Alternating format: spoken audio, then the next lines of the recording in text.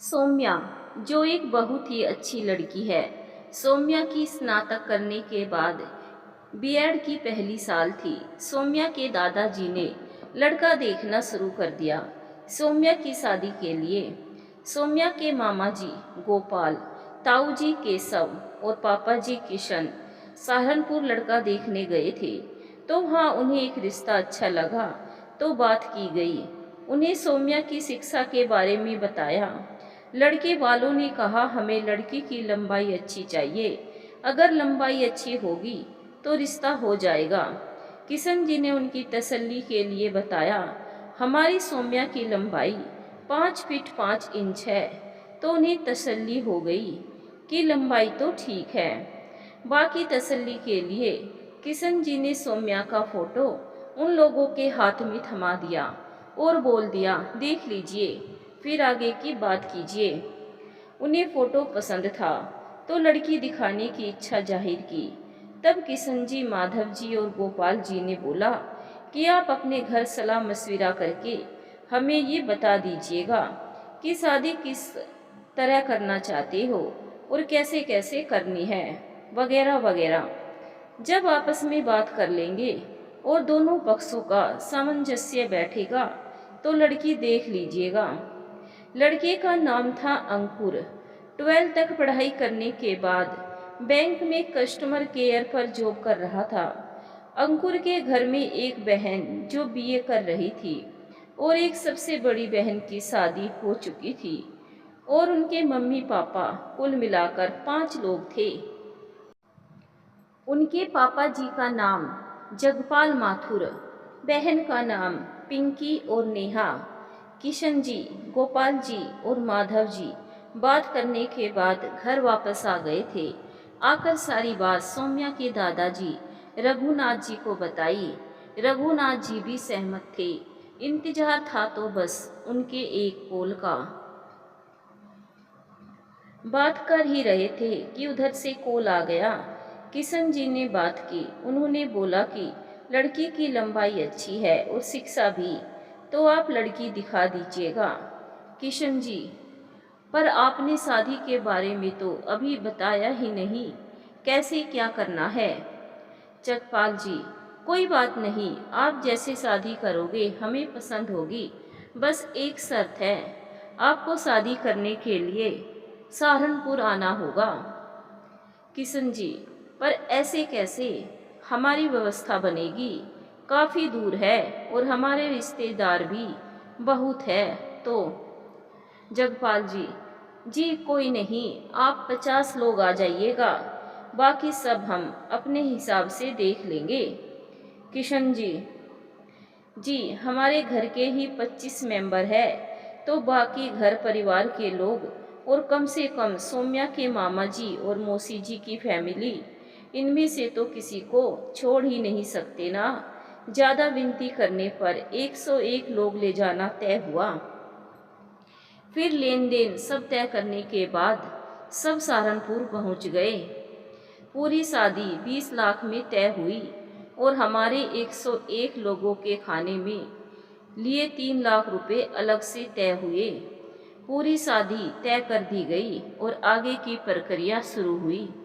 जगपाल जी, अंकुर, नेहा और पिंकी, अंकुर की मम्मी हेमा जी और अंकुर की बुआ जी सब सौम्या को देखने आए। खूब खातिरदारी की गई। सौम्या उनको पसंद आ गई तो 5 साड़ी, एक सोने का हल्का सा हार, रिंग देकर वो लोग विदा हो लिए। 21 दिसंबर की शादी तय हो गई। शादी की तैयारियां होने लगी। बस एक बस बुक कर ली और थोड़े बहुत कार्ड बांट दिए, क्योंकि ज़्यादा लोग तो ले जाने नहीं थे, इसीलिए जल्दी काम निपट गया।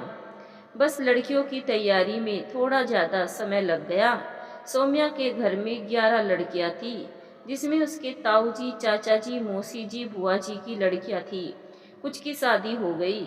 लड़कियां कोई डांस सीखने में लगी तो कोई किसी में पूछो ही मत। सौम्या के ताऊ जी की लड़की सपना टेलर जो ठहरी, किसी का लहंगा सिलना था, किसी का सूट, किसी का प्लाजो, किसी का ब्लाउज, तो बस लगे थे। शादी से 1 महीने पहले अंकुर का फोन आया। बोले दादाजी से बात करनी है। दादाजी से बात कराई। दादाजी वो क्या है ना, आप लोग खाने के 3 लाख रुपए दे रही हो ना, उसका 5 लाख कर दीजिए और अभी के अभी अकाउंट में ट्रांसफ़र करवा दीजिएगा, नहीं तो शादी की डील कैंसिल। बेटा आपको 3 लाख लेने हो या 5 लाख, पर जो भी है सब शादी पर ही दिए जाएंगे। और रही बात डील की, तो ये कोई डील नहीं है, ये दो परिवारों का मिलन है जो भगवान की कृपा और संयोग से होता है। बाकी तुम अभी बच्चे हो, जगपाल जी से बात कराइएगा। देखिए दादाजी, मैं कोई बच्चा नहीं हूँ, जो बोल रहा हूँ उस पर ध्यान दीजिएगा, मुझे पैसे अभी के अभी चाहिए। इतनी बात कर फोन बंद कर दिया। शादी में 1 महीना बाकी था, सबका दिमाग खराब हो गया। जगपाल जी से बात की तो उन्होंने बोल दिया कि भाई मैं कुछ नहीं कर सकता, अंकुर कह रहा है उसी तरीके से कर लीजिए। अंकुर सौम्या को भी फोन करके लेन देन वाली बातों से परेशान करने लगा। सौम्या तुम ही अपने घर वालों को समझाओ कि वे 5 लाख रुपए हमें अभी के अभी दे दे। सौम्या ने अपने ताऊ जी की लड़की प्रीति को सब बताया। प्रीति कुछ भी हो, घर में सबको समझा, मुझे नहीं करनी ये शादी, कुछ गड़बड़ लग रही है मुझे, बहुत परेशान करेंगे शादी के बाद, मुझे लग रहा है। प्रीति ने घर में सबको समझाया। एक बार के लिए प्रीति की बात सबने मान ली भी, लेकिन बिचौलिया ने इधर उधर बात करा के बात संभाल ली और उन्होंने बोल दिया कि ठीक है, जैसे हो रहा है होने दो, हमें कोई परेशानी नहीं है। लेकिन अभी शादी हुई थी ना, अभी शादी नहीं हुई थी ना, अब शादी की तैयारियां होने लगी। शादी में कम ही समय रह गया था। बारात के लिए किराए की बस कर ली, शॉपिंग भी शुरू हो गई। इस तरह सब खुशी खुशी होने लगा। घर के बड़ों की तो नहीं पता कि उनके दिमाग में क्या चल रहा था, पर प्रीति का मन अंदर ही अंदर बहुत परेशान कर रहा था। जब भी सौम्या को देखती, प्रीति के मन में पता नहीं कितनी दूर दूर के ख्याल आने लगते। लगता था कि कहीं कुछ गलत तो नहीं हो रहा सौम्या के साथ। प्रीति सौम्या को रोजाना पूछती कि अंकुर से बात हुई, क्या बोले प्रीति। सौम्या तुम्हें क्या लगता है, कुछ गलत तो नहीं हो रहा तुम्हारे साथ? अगर तुम्हें कुछ भी गलत लग रहा हो तो मुझे बोल सकती हो, मैं कुछ भी करूंगी, पर ये शादी नहीं होने दूंगी। पर तुम बताओगी ही नहीं तो कैसे सौम्या, बताओ ना सौम्या, कुछ तो बोलो ना सौम्या। तू तो पागल है, फालतू में दिमाग खर्च करती रहती है, कोई काम तो होता नहीं तुझसे, कामचोर कहीं की। मैं खुश हूँ, अच्छे है सब, कोई दिक्कत नहीं है मुझे। फिर प्रीति को भी थोड़ी तसल्ली हो गई और अपनी तैयारियों में जोर शोर से जुट गए। अब शादी का वक्त आ गया था, सबके कपड़े तैयार हो गए और 5-6 दिन पहले से ही सबकी पैकिंग शुरू हो गई कि भाई सहारनपुर जाना था, तो तैयारियां थोड़ी खास थी। लग रहा था कुछ छूट ना जाए। जल्दी जल्दी में तो लगभग सबकी पैकिंग हो ही गई थी। 19 तारीख को सौम्या की सगाई हो गई। सब थोड़े भावुक हो कर रो रहे थे कि अब सौम्या पराई हो जाएगी। प्रीति भी बहुत रोई। अब सौम्या का इस घर में एक ही दिन बचा था बस। 20 तारीख को हल्दी संगीत हुआ, खूब डांस किया सबने, सौम्या ने भी किया। बोले चूड़िया बोले कंगना, हाय मैं हो गई तेरी साजना, तेरे बिन जियो नहीं लगदा तेरी मैं तो मर साजना, गई जा ले जा तेरे बिन सोनिया जियो ले जा नहीं जा लगता मैं दिल तो मर ले जा गई। हो। ले जा ओ और कुछ सोनिए खुशी कुछ ले गम था जा दिल, तो ले नींद भी नहीं जा आ हो। रही थी। सबको लग रहा था कि कल सौम्या को छोड़कर आ जाएंगे, एक नए परिवार के साथ रहना होगा। अब सौम्या को यही सोचते सोचते सुबह हो गई। सुबह आवाज लगने लगी, उठो सब जल्दी तैयार हो जाओ, जिसने भी लेट किया उसे यहीं छोड़ जाएंगे। ये आवाज रघुनाथ जी और किशन जी की थी। सब जल्दी जल्दी तैयार हो गए। लाइट भी नहीं आई उस दिन, तो कम कम पानी से ही नहाकर गुजारा कर लिया, क्योंकि सारे रिश्तेदार एक दिन पहले ही आ गए थे, तो सभी यही तैयार हुए थे।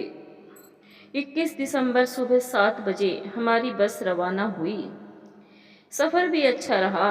सौम्या, मम्मी सौम्या की सभी बहनें और प्रीति सब एक ही स्लीपर में बैठकर बातें करते जा रहे थे। 2 घंटे बाद सौम्या के कुछ बहनें दूसरे स्लीपर में चली गई। फिर सबने थोड़ी थोड़ी नींद ले ली। शाम 6 बजे बस गंतव्य स्थान पर पहुंच चुकी थी। सब मैरिज होम में प्रवेश कर चुके थे, पर वहाँ अंकुर की फैमिली से कोई भी नहीं था।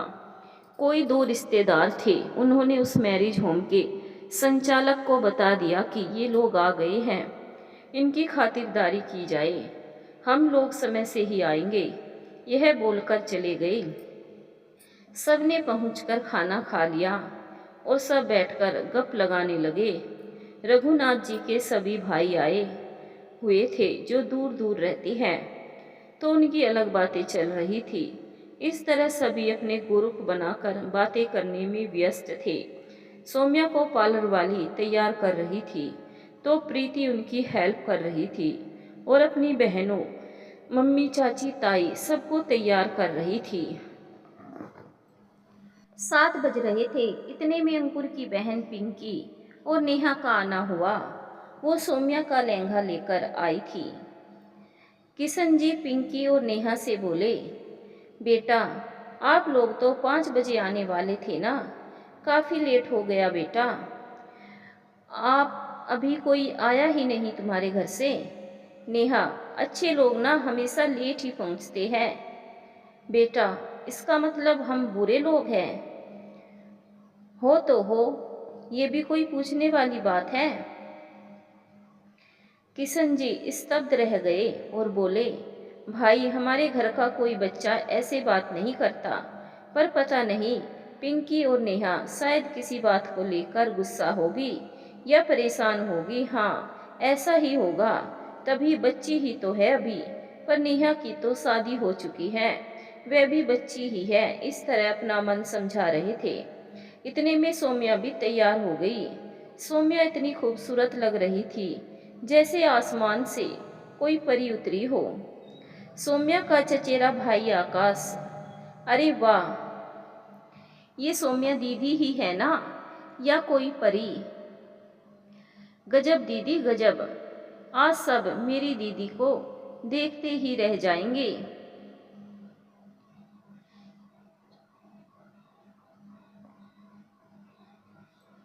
अरे सौम्या दीदी, आपकी सासू माँ आदरणीय नमिता जी को तो रोजाना आपकी नज़र उतारनी पड़ेगी, नहीं तो हो गया काम।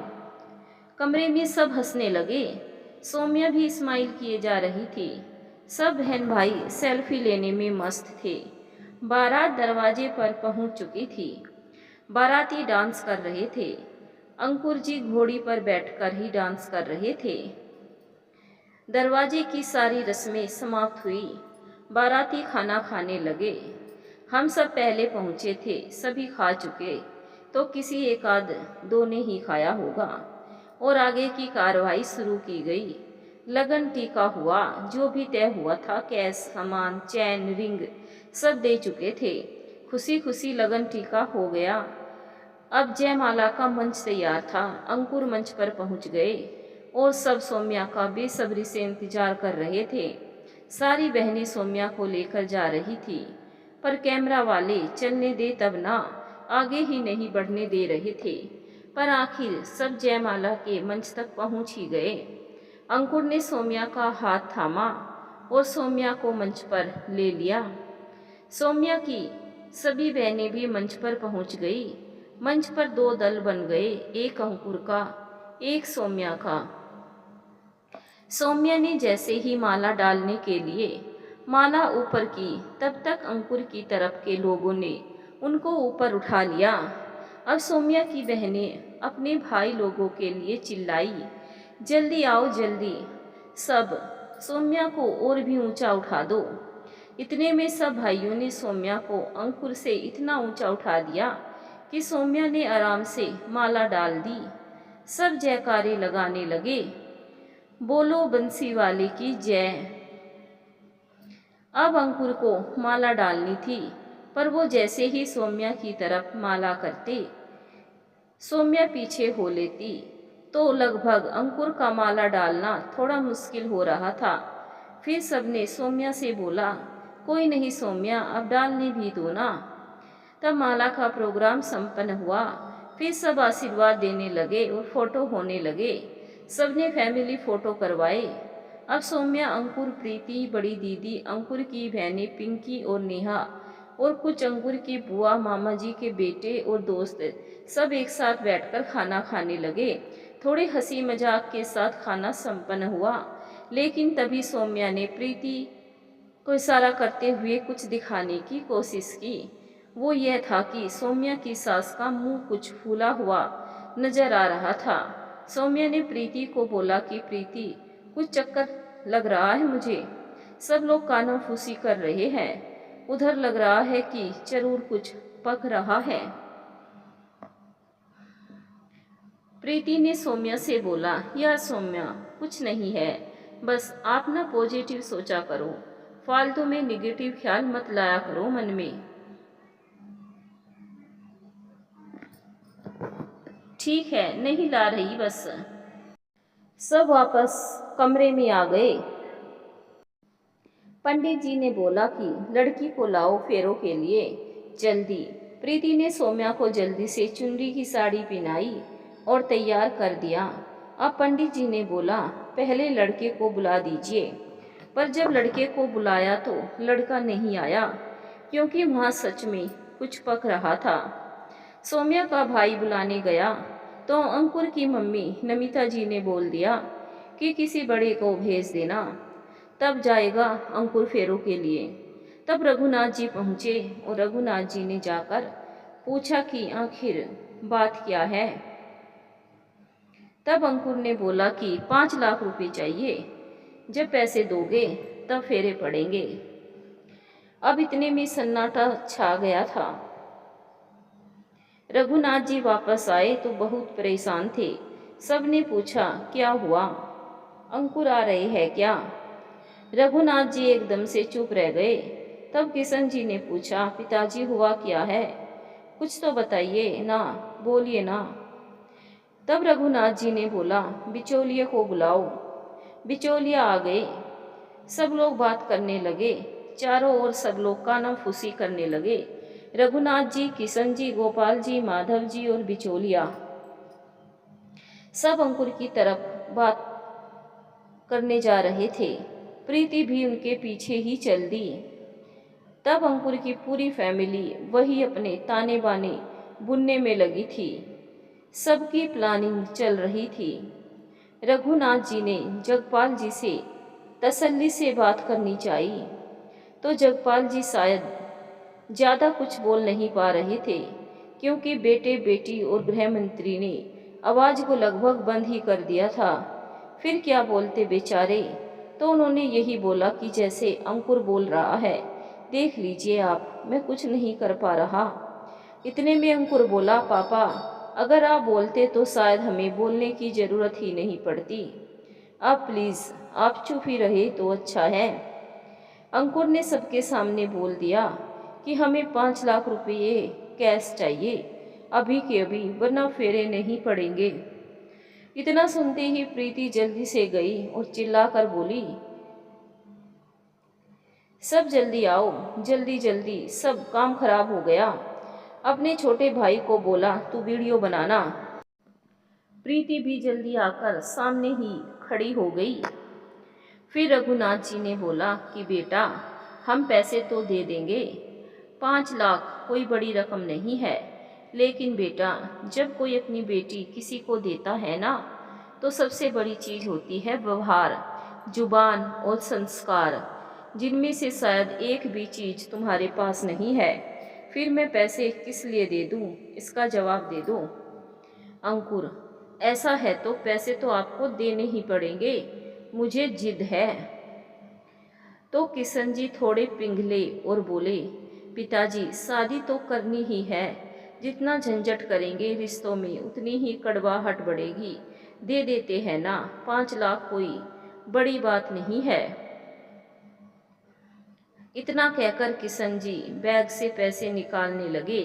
तब रघुनाथ जी ने हाथ दबाकर कहा, रुक।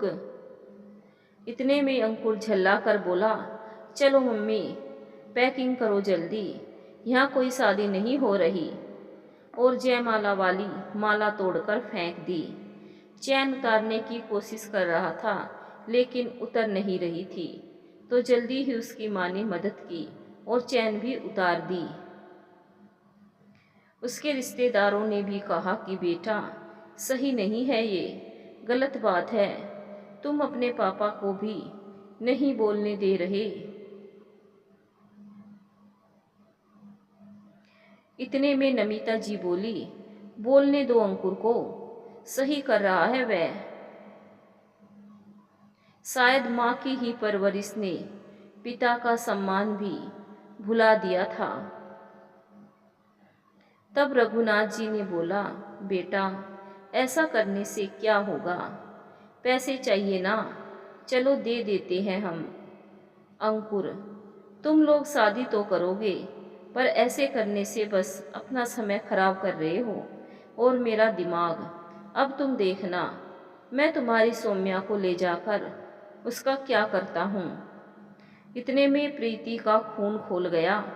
प्रीति बहुत जोर से चिल्लाई, अरे जा, तू क्या हाल करेगा उनका, तुझे कोई सौम्या देगा तब, पहले अपनी शकल देख, अभी दूल्हा बना हुआ था ना तू, अब जूते पड़ेंगे तुझ पे, आखिर बार देख ले कैसा लग रहा है।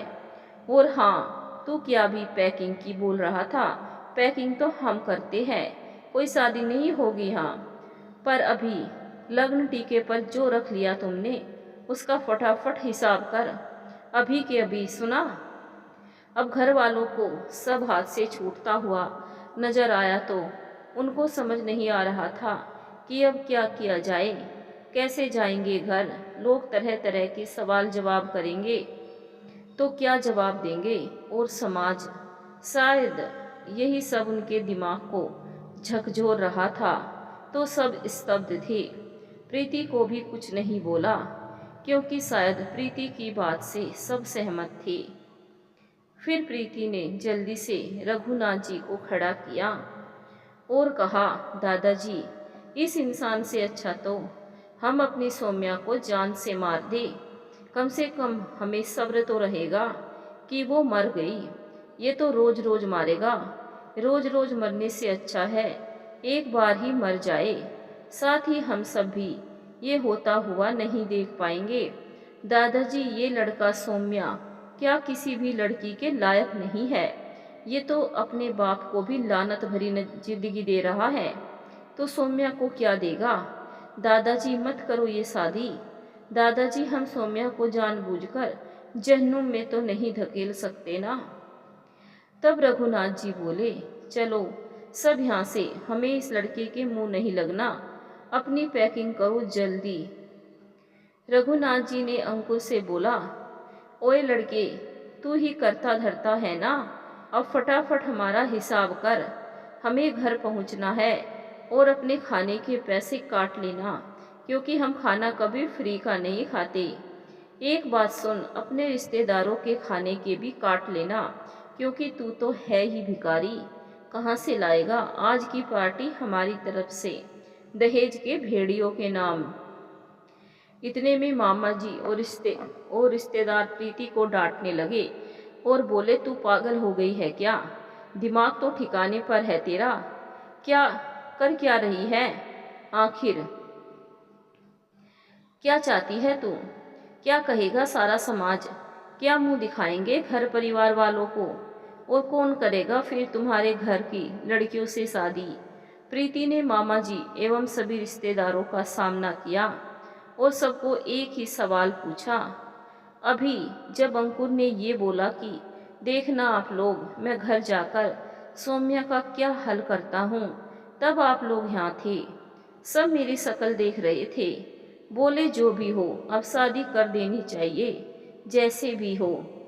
अगर आप लोग यही चाहते हो कि हम आपकी बातों में आकर और समाज के डर से यह शादी कर दे, तो आप लोग निराश हो जाइए, क्योंकि ये शादी तो अब नहीं हो सकती, चाहे धरती आसमान एक हो जाए। घर ना तो ना बस, पर ना तो ना बस। और माफ़ कीजिएगा मुझे, आप लोग कौन से समाज की बात कर रहे हो? वह समाज जो हम लोगों को पैदा होने से पहले ही मार देता है, या वह समाज जिसमें दहेज की वजह से ना जाने कितनी औरतों को फांसी या आग की बलि चढ़ा दिया जाता है, या वह समाज जो लड़कों की शादी में मिले हुए दहेज से हैसियत नापता है, या वह समाज जिसमें एक आदमी की 10 पत्नियां मर जाए तब भी विधुर नहीं होता, शादी पर शादी करता जाता है, और एक औरत विधवा हो जाए तब आप जैसे लोग ही उसकी दूसरी शादी करने में अड़ंगा डालते हैं। जब हमारी सौम्या को दहेज के लिए परेशान किया जाएगा या वह रोज रोज मरेगी, तब ना कोई उधर का समाज होगा, ना ही इधर का, ना ही आप लोग आएंगे। फिर किस समाज की बात करते हो आप लोग? तब तक रघुनाथ जी भी आ गए। उन्होंने मोर्चा संभाला। क्यों बच्ची से बहस कर रहे हो आप लोग? अरे किस समाज की बात करते हो आप? अभी मेरे जितनी ना आप में से किसी की उम्र है, और ना ही तुम लोग समाज के बारे में कुछ जानते हो। और रही बात समाज और परिवार या मेरी बच्चियों की शादी की, तो वह मेरा काम है। हम लोगों से ही ये समाज बनता है। जब तक हम खुद अपनी सोच नहीं बदल सकते, या तुम लोग सब कुछ देखकर भी समाज का नाम लेकर सब अनदेखा कर देना चाहते हो, तो फिर किस समाज की बात करते हो तुम? हम यही तो समाज है। फिर समाज का सामना मैं करूँगा। अपनी बच्चियों को किसी कुएं में नहीं डालने वाला मैं। और जब मैं खुद सही हूँ तो मुझे किसी का डर नहीं। फिर सब लोग चुप हो गए और बोलने लगे, हाँ जी, ये बात भी सही है, अब नहीं होनी चाहिए ये शादी। सब आपस में सलाह मशविरा करने लग गए कि अब क्या करना है जिससे हमारे पैसे वापस मिले। अब उधर के पक्ष में उथल पुथल होने लगी। सब लोग धीरे धीरे प्लानिंग करने लगे। अंकुर को पटाने लगे कि माफ़ी मांग ले, वरना हमें तो लग रहा था ये लोग पैसे दे देंगे, पर ये तो अपनी लड़की को कुंवारी ही वापस ले जाने के लिए अड़ गए। हमने तो ये सोचा ही नहीं था। कुछ ही देर में अंकुर के पक्ष से माफ़ी की पहल होने लगी, जिसमें अंकुर भी शामिल था। अंकुर अपनी टूटी हुई माला जोड़कर अपने गले में पहनकर आगे चल दिया, और उसके पीछे परिवार वाले रिश्तेदार सभी आए। अंकुर रघुनाथ जी के पैर छूने लगा। पीछे वाले लोग उसकी तरफदारी करने लगे, बोल रहे थे कि बच्चा है, माफ़ कर दो, पर ऐसा मत करो, शादी कर लीजिए। तब रघुनाथ जी बोले, लल्लू, अभी तो ये माला तुमने तोड़कर फेंक दी थी, अब ये जुड़ कैसे गई? और अंकुर, तुम कोई 6 महीने के बच्चे नहीं हो। जो गलती होगी, अब यहाँ से जाओ और जल्दी से हमारा हिसाब करो, जिससे हम घर जाए। मुझे घर जाकर अपनी बेटी की शादी करनी है। प्रीति बेटा, एक बार सौम्या को पूछ कर आओ, वे क्या चाहती है। प्रीति ने जाकर सौम्या को सारी बात शुरू से अच्छे से सुनाई और बोला कि सौम्या, अब तुम अपना निष्कर्ष बताओ, तुम क्या चाहती हो? सौम्या ने तुरंत बोला कि मुझे तो यही समझ नहीं आ रहा कि अब यहाँ किस वजह से टाइम खराब कर रहे हो। घर चलना है या नहीं? घुटन हो रही है मुझे यहाँ, चलो जल्दी। और उससे तो शादी क्या, मैं उसे थप्पड़ मारना भी नहीं चाहती, क्योंकि मेरे हाथ भी गंदे हो जाएंगे। पर दादाजी बोले तो चप्पल जरूर मार सकती हूँ, लेकिन दादाजी इजाज़त नहीं देंगे। तो बस अब घर चलो। प्रीति जाकर दादाजी को बोला कि सौम्या ने यह बोल दिया है। तब रघुनाथ जी ने साफ बोल दिया कि हमारा हिसाब करिए अब जल्दी, अब हमें गुंजाइश नहीं है बिल्कुल भी। फिर भी सौम्या के परिवार वाले रात के 1 बजे से सुबह के 8 बजे तक यही नाटक देखते रहे, लेकिन कोई उनके पैसे वापस करने का नाम ही नहीं ले रहा था। काफ़ी परेशान हो चुके थे सब। गोपाल जी ने मैरिज होम का मेन गेट बंद करके ताला लगा दिया, जिससे कि अंकुर की तरफ के लोग भाग ना जाए। तब उधर से कुछ हिसाब वगैरह होता हुआ नजर नहीं आया, क्योंकि कहते हैं ना कि सीधी उंगली से घी नहीं निकलता, टेढ़ी करनी पड़ती है उंगली। तो फिर किशन जी, गोपाल जी, सौम्या के भाई और सब रिश्तेदार एक साथ भागे। किशन जी ने जाकर अंकुर का कॉलर पकड़ लिया और बहुत तेज आवाज में बोले कि हमको पागल समझ रखा है क्या, जो रात से इंतजार कर रहे हैं? कर्ज नहीं लिया था हमने तुझसे जो पड़े हैं, जल्दी हिसाब कर, नहीं तो पुलिस को फोन करते हैं। किशन जी से जैसे तैसे छुड़ाया तो गोपाल जी और माधव जी ने पकड़ लिया। गोपाल जी चिल्लाए, अरे लातों के भूत बातों से नहीं जाते, जल्दी से अपनी सारी चद्दर लाओ और इन 5 मेंबर को बांधकर डाल लो बस की डिग्गी में। घर ले जाकर भैंसों का गोबर ढलवाएंगे ना, तब बुद्धि भी ठिकाने आ जाएगी और पैसे भी वसूल हो जाएंगे। और इनके साथ ऐसा करने से लोगों को डर लगने लगेगा आगे के लिए।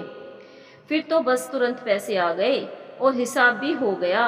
रघुनाथ जी ने दावत के पैसे छोड़ दिए, जैसा उन्होंने बोला था, हमारे खाने के और दहेज के, भेड़ियों के खाने के, उसी अनुसार हिसाब हुआ। कुछ लोगों ने बोला कि अब दहेज का केस करें, लेकिन रघुनाथ जी ने बोला, क्या बात करते हो, क्या मिलेगा वहाँ? तारीख पे तारीख, तारीख पे तारीख, बस और कुछ नहीं। मुझे घर जाकर बच्ची की शादी करनी है। फिर सारा सामान लेकर बस वहाँ से विदा हुए। सौम्या को प्रीति के साथ बैठाया गया और रघुनाथ जी ने बोल दिया कि सौम्या, हिम्मत नहीं हारनी चाहिए। सौम्या पूरी रास्ता आराम से आंखें बंद कर सोती रही। प्रीति उसे बस देखती ही रही, पर प्रीति को ये अच्छे से पता है कि शायद वह सो रही थी या शादी की शुरुआत से अब तक का सफ़र उसकी आंखों में एक बुरे सपने की तरह घूम रहा था। ये तो वही जानती थी, ऐसे नींद ही कहाँ आती है। प्रीति सौम्या को देख रही थी। वह आज बहुत दुखी थी अपनी बहन के लिए, जो हाथों में हरी चूड़ियाँ पहने थी, मेहंदी कोहनी के ऊपर तक और पैरों पर लगी हुई थी, जिसका रंग काफ़ी गहरा था। चेहरे पर रात का हल्का हल्का मेकअप भी रह गया था। राजकुमारी जैसी सौम्या आज प्रीति से देखी नहीं जा रही थी। प्रीति बार बार आंखों के आंसू छुपाए जा रही थी, पर अपने आप को थोड़ा कठोर कर प्रीति सौम्या से बात करना चाह रही थी। प्रीति ने सौम्या को उठाया तो सौम्या की आंखें आंसुओं से भरी हुई थी। सौम्या, तुम कमज़ोर नहीं पड़ सकती। अगर तुम कमज़ोर पड़ोगे तो घर वालों का क्या होगा? तुम्हारी जिंदगी के बारे में सोचकर ही उन्होंने समाज, परिवार, दुनिया को परे रखकर इतना बड़ा फैसला लिया है, और अब घर में सबकी नज़रें तुम पर ही रहेगी। अगर तुम कठोर हो जाओगी तो अपने घर वालों को किसी दुनिया से कोई फर्क नहीं पड़ता, लेकिन तुम कमज़ोर पड़ोगी तब तो सबको यही लगेगा ना कि कहीं हमने गलत फैसला तो नहीं लिया। सौम्या, अगर तुम सर उठाकर चलोगी तो कोई कुछ नहीं बोल पाएगा, क्योंकि अक्सर सर झुकाकर चलने वालों को लोग यूं ही दोषी करार दिया करते हैं, पर सर उठाकर चलने वालों के सामने लोग हिम्मत नहीं करते। सौम्या ने भी बोल दिया, मैं कोशिश करूंगी, क्योंकि तेरी बात में दम है। अब हम सब घर पहुंच गए थे। बाहर सभी परिवार वाले लोग जमा मिले थे। सौम्या सबके साथ एक शेरनी की तरह चल रही थी, पर सबको उन्हें देखकर अब थोड़ी खुशी हुई। घर पहुंचे तो परिवार की औरतें आने लगी। रघुनाथ जी बोल गए थे कि कोई भी आए घर, रोने की जरूरत नहीं, काम थोड़ा नया है सबके लिए, तो हिम्मत से काम लेना और बोलने का मौका किसी को मत देना। औरतें आई तो वहीं से रोना शुरू कर दिया।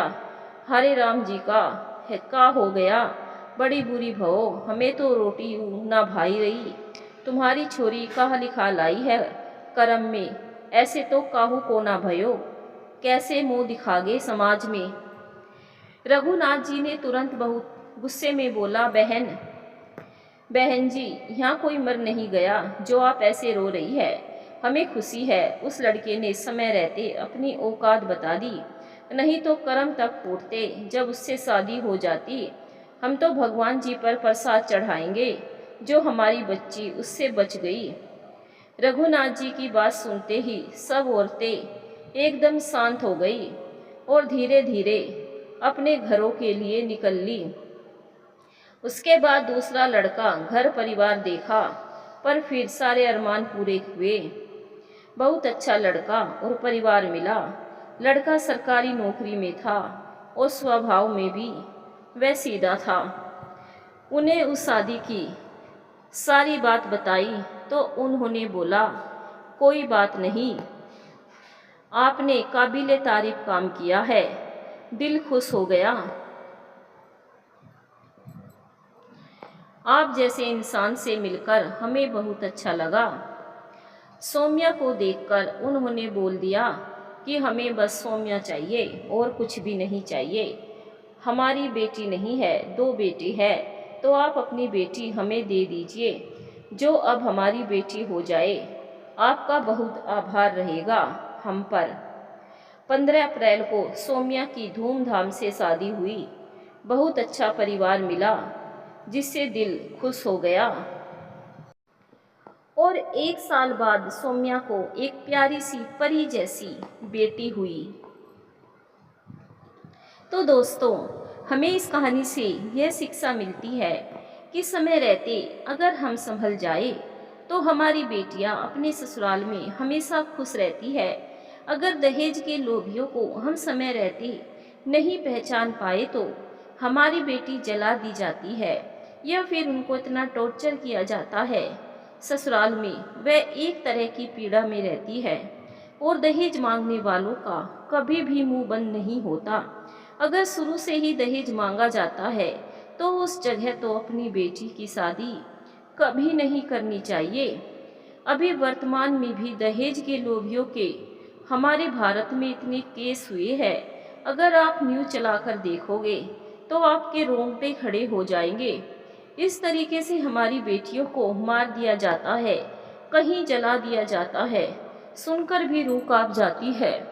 तो दोस्तों, अपनी बेटियों की शादी करने से पहले अच्छे से देखभाल जरूर कर ले, ताकि हमारी बेटी अपने ससुराल में खुश रहे।